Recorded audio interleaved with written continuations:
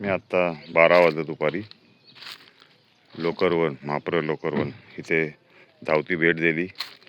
2-4 जे काय प्रमुख ग्रामस्थ आहेत त्यांच्याकडे बोललो. माझी जी काय विचार होते ते त्यांच्याकडे मांडले.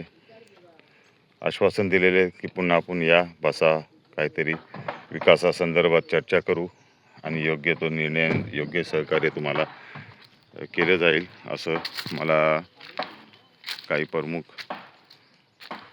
मंडळींनी शब्द दिलेला आहे.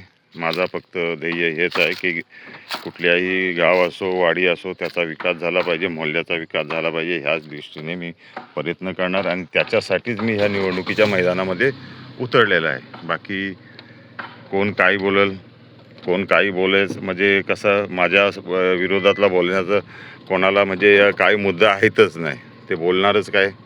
त्याच्यामुळे माझं फक्त ध्येय हेच की सर्वसामान्य आणि गावाचा विकास, वाडीचा विकास, मोहल्ल्याचा विकास, समाजाचा विकास हा दृष्टिकोन ठेवून आज मी ह्या जिल्हा परिषद निवडणुकीच्या मैदानामध्ये उतरलेला आहे.